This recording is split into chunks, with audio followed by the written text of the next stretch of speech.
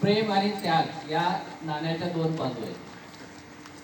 जेव्हा आपलं प्रेम असतं एखाद्या व्यक्तीवर, एखाद्या कुटुंबावर, एखाद्या समाजावर किंवा एखाद्या संस्थेवर, तर त्याग आपोआप होत असतो.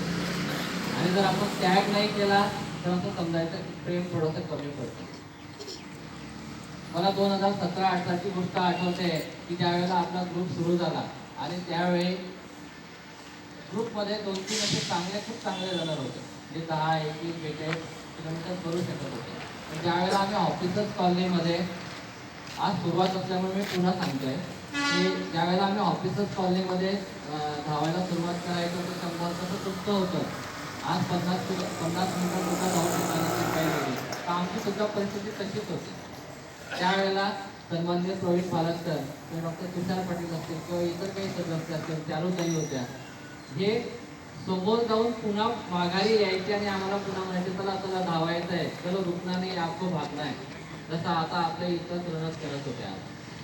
तर त्यांनी त्या काळात केलेल्या त्यागामुळे आम्ही जे 50 मीटर धावू शकत नव्हतो, 100 मीटर धावू शकत नव्हतो, ते आज 21 किलोमीटर 42 किलोमीटर सर्व रनच करतात.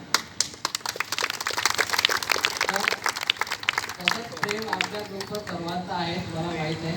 परंतु आता आपल्या जे जुने धावपटू आहेत, जे आता 2-4 वर्षापासून सतत आपल्या ग्रुप सोबत धावत आहे, त्यांना माझी विनंती राहील की त्यांनी आपल्या रथात थोडासा त्याग करावा लागेल आणि आपल्या ग्रुपविषयी जास्त प्रेम दाखवावं लागेल, आपल्या नवीन पार्टिसिपेंटविषयी जास्त प्रेम दाखवावं लागेल आणि त्यांना तुम्हाला गाईड करायचं, ही विनंती राहील. धन्यवाद.